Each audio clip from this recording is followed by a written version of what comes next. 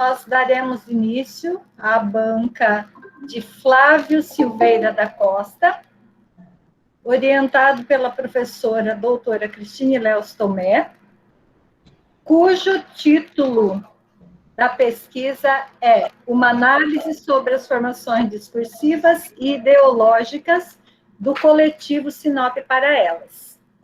Nesse momento, Flávio, a palavra é sua, você terá no máximo 20 minutos para apresentar. Em seguida, nós deixaremos para as considerações das avaliadoras, das professoras Geisa e Débora, e, posteriormente, então, as considerações da orientadora. Eu vou pedir a todos que estão presentes nessa sala virtual que desliguem os seus áudios, tá? Para que não haja interferência no momento de apresentação do Flávio. Muito bem, Flávia, é com você agora. Gente, nem acredito que esse momento chegou. Boa noite a todos, boa noite à minha banca avaliadora, Débora e Geis, obrigado por estarem aqui. Boa noite, prof. Cristine, minha orientadora, prof. Landina. Estendo meus cumprimentos a todas as meninas do Sinop para Elas que estão aqui presentes, assim como meus amigos, familiares, todo mundo que está assistindo. Bom, prof. Landina já apresentou o meu trabalho de defesa, então eu vou seguir para a próxima tela.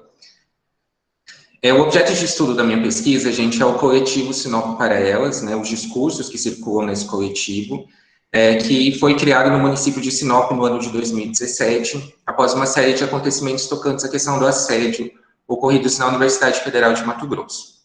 O objetivo desse estudo é de compreender e analisar qual ou quais as formações discursivas e ideológicas do coletivo a partir dos discursos que circulam entre seus sujeitos. Para isso, algumas questões foram mobilizadas nessa pesquisa, então a principal delas, qual formação discursiva e ideológica constitui o discurso do coletivo, quem são esses sujeitos interpelados pelo e no discurso e de que forma os sujeitos se inscrevem no discurso. Essas questões levaram a outros problemas de pesquisa, como a própria delimitação do discurso, né, do coletivo, qual o discurso do coletivo Sinop para Elas, tendo em vista a complexidade de falas, né, de possibilidades de análise. A justificativa dessa pesquisa, ela se ampara principalmente na relevância política da existência do coletivo no município de Sinop, e por consequência disso, na riqueza de material para análise, né, para produção de sentidos na história, e pela minha afinidade afetiva e ideológica com o tema. Então, ideológica porque também me inscrevo nesse espaço discursivo, e afetiva por conta da minha própria orientação sexual, né, na qual o machismo sempre esteve presente na minha vida de alguma forma. Então, sinto que minha luta, em algum momento, cruza com a luta do Sinop para Elas. Estrutura do meu trabalho, além da introdução, eu sigo com o capítulo 2, procedimento metodológico da pesquisa, capítulo 3, que são as condições de produção, consulta ao arquivo e construção do corpus de pesquisa, para análise do discurso, que é a teoria com a qual eu trabalho nessa pesquisa, as condições de produção se referem a todo aquele contexto sócio-histórico para a produção dos sentidos, né, num determinado contexto, espaço social. Por isso que consulta ao arquivo, né, consulta aos registros, à história, para a construção do corpus de pesquisa. Então, para isso eu faço um panorama nacional sobre políticas públicas em defesa da mulher, recorte geográfico, história da colonização de Sinop, e sigo com o capítulo 3.3, a participação feminina na história de Sinop. Esse capítulo só foi possível ser escrito graças à obra da Lenise Liotto, uma autora sinopense, que desenvolveu um trabalho intitulado O Brilho de Estrelas Imortais, que é um trabalho que ela começa em Nova Mutum, depois ela traz para a cidade de Sinop, de entrevistar as mulheres pioneiras da cidade, então aquelas mulheres que fizeram parte do processo de colonização. Então, uma vez que a história oficial não há o registro dessas mulheres, foi através do trabalho da Leni que eu consegui, então, ter esse olhar sobre a participação feminina na história de Sinop. O capítulo 3.4 trata da história do coletivo Sinop para Elas. É um capítulo bastante especial para mim, pelo menos, porque trata do registro dos acontecimentos que levaram ao surgimento do coletivo. Bom, o capítulo 4 é o referencial teórico. Eu começo com a linguística moderna, do córtex siriano ao discurso em Peixe.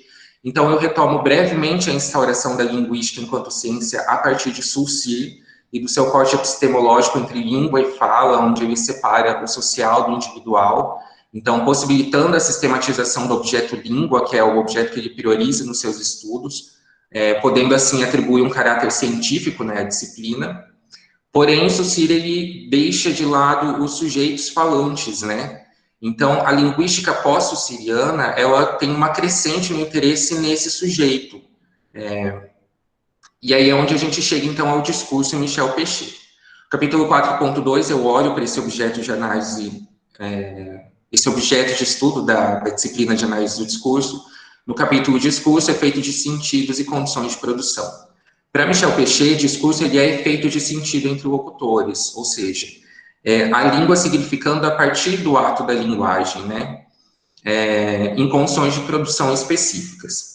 No capítulo 4.3, eu sigo com formação discursiva e formação ideológica, que são conceitos chaves dessa pesquisa.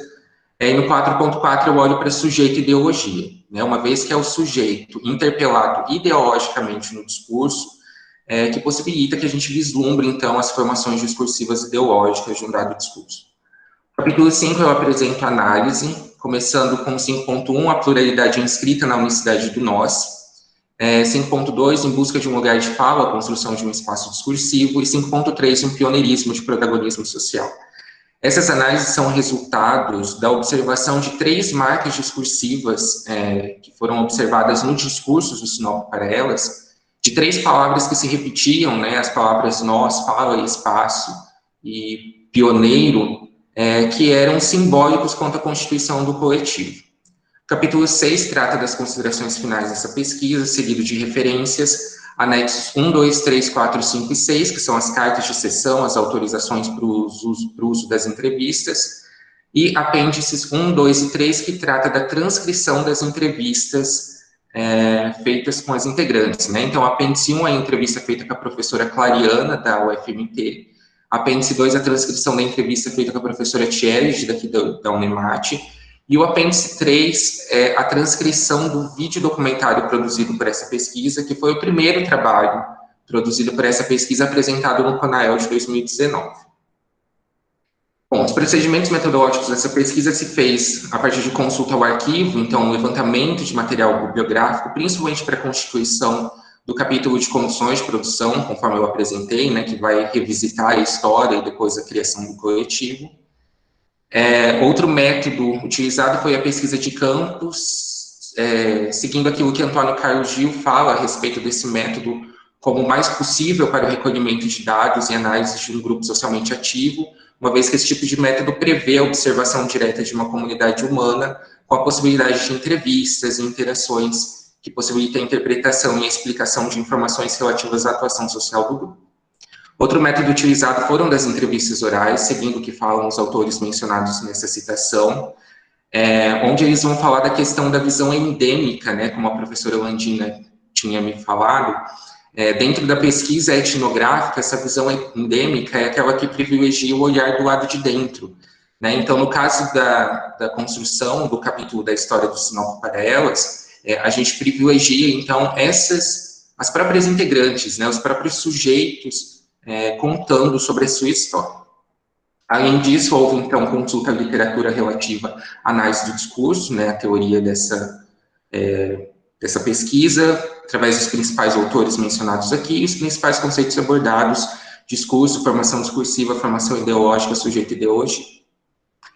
Bom, partindo para os resultados de discussões, eu começo com essa tabela proposta por Heider e Rodrigues, vista no trabalho do Caram, onde ele propõe uma sistematização, né, dos discursos com os quais a gente vai trabalhar.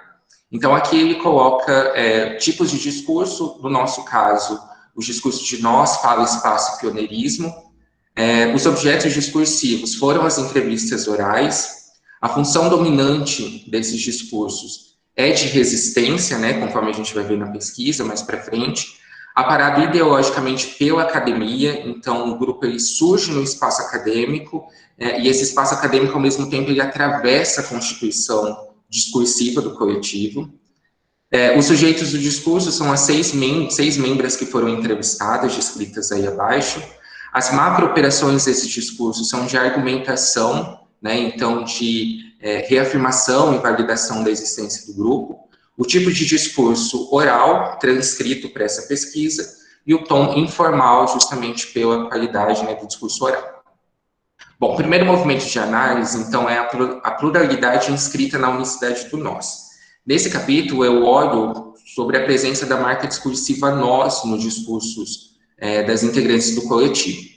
Então, para isso, eu parto do que Tomé fala em sua tese a respeito do nós, explicando ele como um nós em que o eu assume seu papel como parte formadora desse conjunto chamado de nós, mas sem esquecer de que o tu, o ele, são também parte formadora de como eu me vejo nesse conjunto de nós. Da mesma maneira, o tu e o ele se veem na participação do eu, um nós entendido dentro da forma sujeito, que o identifica como pertencendo a um contexto social. Então, é nessa perspectiva que a gente vai visualizar o nós inscrito, né, nos discursos do Sinop para Elas. Então, esse nós que tem identificação mútua, né, esse eu que se vê nesse nós, esse nós que se vê na reprodução desses discursos, né, individuais.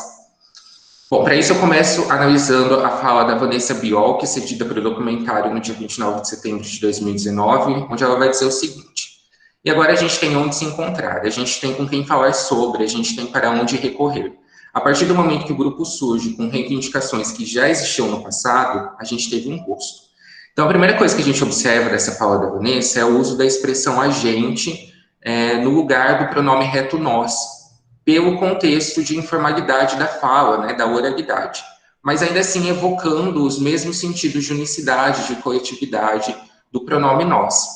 E aí, quando a Vanessa diz que a partir do surgimento do grupo a gente teve um rosto, então, os sentidos que se revelam aqui é que esse grupo inscrito nesse nós, ele carecia de certa representação, né? Então, não tinha onde se encontrar, com quem falar sobre, para onde recorrer, e é a partir do Sinop para Elas que elas começam a encontrar esse lugar comum. Então, esse primeiro nós aqui, a gente vê sobre esse nós apagado, né, silenciado, carente de representação. Já nessa fala da Clariana, onde ela diz, existe um corpo que sofre violência, esse corpo é o nosso, a gente olha para o uso do pronome possessivo nosso, da terceira pessoa, do plural. Então, esse também inscrito aqui o nós, né, dos discursos do Sinop para Elas, mas inscrito num lugar específico. Quando ela fala que esse corpo é o nosso, então significa que esse nós, inscrito no discurso do Sinop para Elas, se vê nesse corpo que sofre a violência, né, que sofre a violência social. Então, aqui a gente tem o efeito de sentido de um nós que se vê nessa condição, né, de risco de violência social. Bom, na pesquisa, várias outras falas foram analisadas e outros sentidos foram possíveis de perceber, né, nas falas das meninas e estão aqui nessa tabela. O segundo movimento de análise é em busca de um lugar de fala, a construção de um espaço discursivo. Nesse capítulo, eu olho para as marcas discursivas de fala e espaço na constituição do discurso. E aí, para trabalhar com essas marcas discursivas, eu recorro sobre aquilo que Orlandi fala a respeito do silêncio. Então, Orlandi, na sua obra As Formas do Silêncio, no Movimento dos Sentidos, ela vai falar da existência de dois tipos de silêncio. O silêncio fundante, que é aquele essencial à significação. Então, Orlandi vai dizer que é pela necessidade do homem significar que ele passa a fazer uso da linguagem. Então, antes da linguagem, há esse silêncio fundante. E a Orlandi vai falar a respeito da política do silêncio, que vai tratar dos silenciamentos, que ela também divide em duas formas, que é aquele constitutivo, no qual, onde eu assumo um discurso, uma posição discursiva, eu silencio outros, e aquele que é local, então, quando é próprio da censura, né, quando você é proibido de dizer algo em determinado contexto. Então, a respeito dessa política do silêncio, Orlandi vai dizer que, em face dessa sua dimensão política, o silêncio pode ser considerado tanto parte da retórica da dominação, da opressão, como de sua contrapartida, a retórica do oprimido, da resistência. Então, é nesse sentido que a gente vai ver as marcas de fala e espaço no discurso do Sinop para Elas, nesse cenário de opressão, né, e resistência, dos silenciamentos. Então, para isso, eu começo com a fala da Tcherding, ela diz o seguinte: quando a gente traz para o coletivo, para várias pessoas, a gente começa a falar do que é assédio, o que é violência, como que as mulheres vão reconhecendo nas histórias de vida delas momentos de violência. e o legal do grupo é que as mulheres foram se sentindo acolhidas para poder falar. Então, a primeira coisa que a gente observa a respeito desse ato de falar, né, promovido pelo coletivo, quando começa a debater as questões de assédio, as questões feministas, que a partir do momento que elas instituem essa fala, elas criam um espaço possível para o acolhimento de outras falas. Então, a gente tem aqui um movimento quase catártico, né, de libertação dessas mulheres do aprisionamento, do silenciamento em que elas viviam. Então, a partir do momento que se instala um espaço possível para o diálogo, outras falas passam a ser acolhidas. Que é o que a gente observa aqui também na fala da Clariana, quando ela diz o seguinte: a gente tem trazido o diálogo para o município e a gente vai para a rua, faz acontecer, faz sarau, pauta as questões, e isso é importante. Ter um espaço para as pessoas dizerem, olha, eu também penso aqui eu concordo, aqui eu discordo, mas é legal isso, falar sobre. A gente precisa falar e falar, falar e falar. Já nessa fala da Clariana, a gente percebe um movimento duplo entre esse sentido de fala e espaço, né? A gente observa que, a partir do momento que elas instauram, elas promovem as falas, né, que o coletivo promove, das questões do assédio, de violência, elas criam um espaço possível para esse diálogo. E, por sua vez, esse espaço do diálogo, ele possibilita o surgimento de mais falas, de outras falas, e da necessidade de se falar ainda mais sobre isso. Então, a gente tem um movimento quase que dialético, né? A partir do momento que elas iniciam um diálogo, elas instauram um espaço possível para esse diálogo, que, por sua vez, possibilita o surgimento de outras falas, né? E da necessidade de se falar ainda mais. Bom, esse capítulo, onde a gente olha para fala e espaço, é um dos maiores da análise, então vários outros sentidos foram possíveis observar dessas marcas discursivas. O último movimento de análise é um pioneirismo de protagonismo social. Então, aqui eu olho para o deslize de sentido da palavra pioneiro na constituição discursiva do coletivo. Esse foi o primeiro trabalho produzido por essa pesquisa, né? Era a proposta do documentário. Então, quando eu produzi o documentário com as meninas, a gente colocou essa questão para elas, né? Como elas lidavam com essa palavra do pioneirismo, e aí a gente viu que havia um deslize de sentido. Então, para trabalhar com isso, eu trago o Orlandi novamente, né? Falando a respeito dessa ruptura dos sentidos. Então, o Orlandi vai dizer que é justamente pela língua ser sujeita à falha, né, devido ao trabalho ideológico, do simbólico com a história, que é possível que haja movência de sentidos, né, e que um sentido passe a vir a ter outro, né, conforme a gente vai observar aqui, no caso de pioneiro, para o Sinop para Elas. Então, começa que eu falo da Tchelle, onde ela diz o seguinte: antes do Sinop para Elas, nunca se ouviu falar em nada de feminismo aqui em Sinop. Então, aqui a gente tem a primeira marca discursiva, onde a gente vê esse caráter pioneiro do movimento, né? Uma vez que, antes do coletivo, não havia ou não houve outro movimento na cidade com o mesmo engajamento e afinco no debate feminista. Então, é a partir do Sinop para Elas que há um espaço para esse diálogo, que é onde a Tchelle termina dizendo: é um pioneirismo também de consciência, de assumir um lugar, um espaço de fala que antes a gente não tinha. Então, aqui, a Tchelle, ela traz a primeira característica desse pioneirismo do grupo, né? Diferente daquele pioneirismo de posse de terra, elas falam de um pioneirismo de consciência, né? De assumir um espaço de fala. Já nessa outra fala da Tchelle, ela diz o seguinte: talvez nos incomode com a palavra pioneirismo, é o que ela vem atrelada ao colonialismo. E o que a gente tenta justamente é descolonizar, todos são protagonistas. Tchelle diz isso porque o processo de colonização, não só de Sinop, como os processos de colonização de modo geral, eles tendem a privilegiar uma determinada parcela da sociedade, né, um determinado grupo. O próprio professor Edson de Souza, no seu trabalho sobre a história da colonização de Sinop, vai dizer que a história é contada por aqueles que obtiveram sucesso nos seus empreendimentos econômicos. Então, aquelas pessoas que não obtiveram o mesmo sucesso, não obtiveram o mesmo destaque, elas são apagadas, elas são silenciadas dessa história.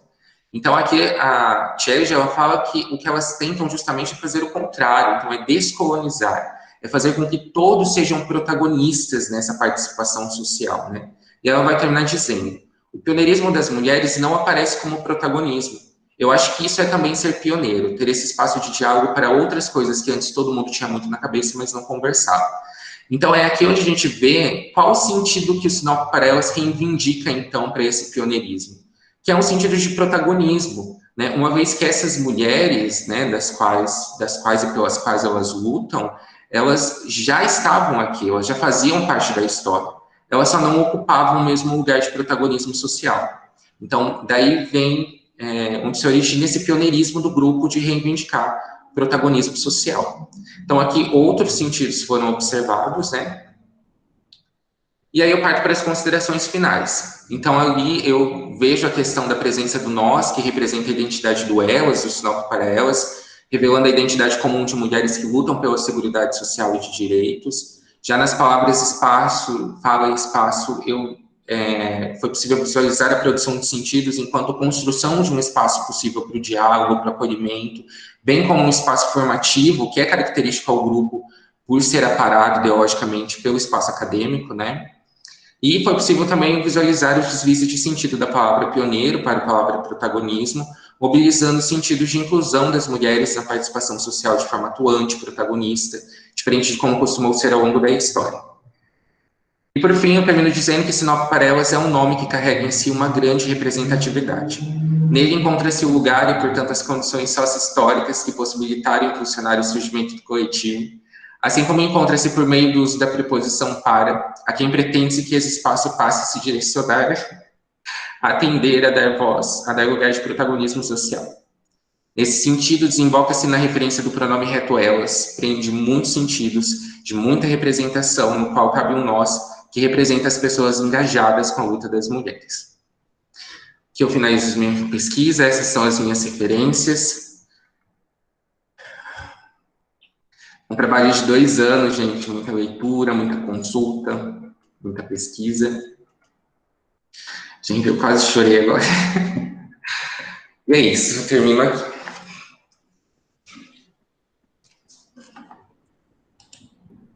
Vamos lá. Ata da banca avaliadora do trabalho de conclusão de curso de letras. Aos 19 dias do mês de abril de 2021, reuniram-se na sala virtual do Google Meet, acessado no endereço tal, ligado ao sistema da Unemate Campus de Sinop, as professoras doutora Holandinha da Justina, responsável pela disciplina de TCC 2, as avaliadoras, professora doutora Geisa Gimenez Saraiva, professora mestre Débora Pereira Lucas Costa e a orientadora professora doutora Cristine Leus Tomé para a realização de banca de avaliação da pesquisa registrada na forma de TCC, intitulada Uma análise sobre as formações discursivas e ideológicas do coletivo Sinop para Elas, de autoria do discente Flávio Silveira da Costa, para atribuição da média final, conforme observados os seguintes aspectos: apresentação verbal e metodológica, redação e ortografia, observância no uso das normas técnicas e científicas, argumentação lógica na fundamentação teórica, nível de conscientização crítica e criativa acerca da realidade. As avaliadoras teceram elogios ao discente quanto à construção do trabalho, considerado um trabalho lindo, brilhante, um trabalho denso, muito bem construído. Foi destacada a relevância da pesquisa para o cenário atual e movimentos em defesa da mulher, especialmente quanto às tentativas do silenciamento da mulher relegada às periferias da história. Foi marcado também como brilhante a forma de analisar as vozes femininas, por ambas as avaliadoras. Também foi destacado que é uma escrita leve, fácil de compreender, uma pesquisa que permite ao leitor interagir facilmente, e demais itens mencionados e apontamentos né? Pequenos apontamentos foram feitos pelas avaliadoras ao longo do seu trabalho, que você vai ter acesso via digital, e nós pedimos que você considere esses pequenos apontamentos para revisão do seu trabalho final a ser entregue e registrado, né, que vai ficar aí nos registros da UNEMAT, para as pessoas acessarem, né, etc. Bom, considerando tudo isso, nada mais havendo a tratar, eu, professora Holandina Dalla Justina, responsável pela disciplina DCC, no qual foi finalizado o trabalho, lavrei a presente ata, que segue assinado por mim e demais presentes, destacando que, diante dos aspectos observados e da tessitura do seu trabalho, os avaliadores e orientadores consideraram que você é merecedor da nota 10. Parabéns pelo empenho. Todos os louros para você. Muito, muito, muito obrigado, gente. E eu vou pedir nesse momento que vocês todos que puderem, abram as suas câmeras para a gente printar a tela. Prof, antes de fazer esse registro, eu preciso fazer meus agradecimentos aqui. Eu queria seguir os agradecimentos do meu TCC, da escrita, para que eu possa contemplar o máximo de pessoas que participaram desse processo, que são muitas, mas que eu preciso agradecer nesse momento. Então, primeiramente, eu agradeço à Universidade do Estado de Mato Grosso, em nome do professor Dr. Josivaldo Constantino dos Santos, diretor político-pedagógico do campus de Sinop, pelo espaço privilegiado de construção de saberes, no qual tive a oportunidade de vivenciar experiências enriquecedoras durante esses 5 anos de graduação. Na mesma proporção, agradeço à Faculdade de Educação e Linguagem, em nome do diretor professor Dr. João Batista Lopes da Silva, bem como a professora doutora Vanessa Fabiola Silva de Farias, coordenadora do curso de Letras, pelo zelo dedicado à manutenção e aprimoramento do nosso curso. Não devo me esquecer, no entanto, de agradecer aos professores mestre Antônio Tadeu Gomes de Azevedo e doutora Juliana Freitag, respectivamente ex-coordenador do curso e ex-diretora da FAEL. De modo especial, agradeço à professora doutora Juliana por todo apoio e compreensão dados em momentos tão nebulosos da graduação. Seu afeto ao ensino e ao espaço acadêmico inspiram. Agradeço ainda a todos os professores que me ensinaram e que de forma tão bonita contribuíram com minha formação. Em especial as professoras Marcela Dias Pinto Pérez, Beth Semis Barbosa de Souza, Luciana Lucic, Leandra Inês Sanguifredo Santos. Agradeço de modo muito especial a minha orientadora, a professora doutora Cristine Leos Tomé, por ter aceito o convite de me conduzir no percurso dessa pesquisa de maneira tão generosa. Aprendi coisas preciosas nesses mais de 2 anos em que caminhamos juntos sobre ser pesquisador, ser professor e, acima de tudo, sobre ser humano. Agradeço a sua escuta e as falas tão generosas. Do mesmo modo, agradeço as avaliadoras dessa banca, a doutora Geisa Gimenez Saraiva e a mestra Débora Pereira Lucas Costa, por aceitarem o convite de contribuírem com esse trabalho.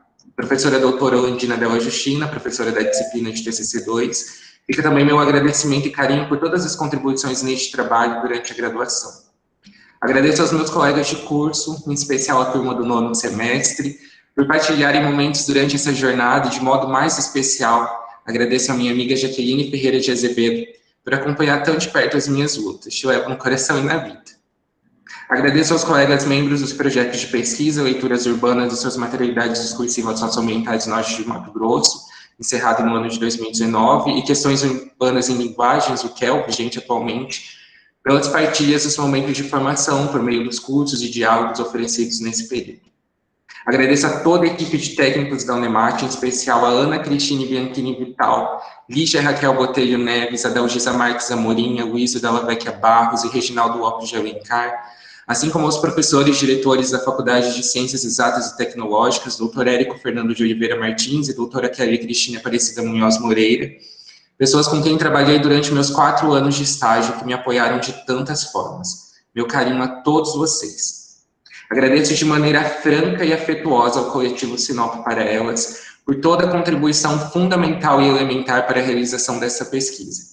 Sem vocês, sem a luta e a coragem de reivindicarem pelo espaço de fala que hoje ocupam em Sinop, este trabalho não teria razão de existir. Desejo que a luta do coletivo alcance patamares cada vez maiores e que toda mulher alcance o reconhecimento de cidadã plena em direitos civis e humanos na busca por respeito e equidade social. Sonho com vocês por um futuro melhor para todos, todas e todos. Por fim, não menos especial, agradeço às minhas amigas de vida, Marina de Oliveira Venturini, Isadora de Oliveira Venturini, Maiara dos Santos, por sempre estarem comigo independente da distância. Agradeço de maneira profunda a minha família por todo o apoio durante esse processo. Agradeço em especial ao meu irmão Adevair Silveira da Costa e a minha cunhada Rosângela Campos da Costa, juntamente com minhas sobrinhas Alana Campos da Costa e Ariane Campos da Costa, pelo acolhimento aqui em Sinop. Sem vocês, esse sonho não seria possível. Agradeço à minha irmã, Maria Helena Silveira da Costa, pelo apoio financeiro e material para a realização deste trabalho. E agradeço à mulher mais especial de todas, que me permitiu ser quem eu sou e viver tudo que eu vivi. Ana Silveira da Costa, a sua presença materna, feminina e amorosa é transformadora em minha vida. Muito obrigado por todo mundo que esteve aqui, muito obrigado pelo carinho de todos, é um momento muito feliz para mim hoje. Eu só tenho a agradecer. Obrigada, Flávio. Linda homenagem. Dá para ver o carinho aqui, a tela está cheia de carinho e emoção, né? Eu vou pedir que ao máximo vocês aí do outro lado também, se puderem printar, porque a minha tela às vezes diverge da de vocês, vocês puderem printar aí também, guardar para a posteridade para o Flávio. Né, Flávio? Agora é hora de comemorar? Yes! Atenção!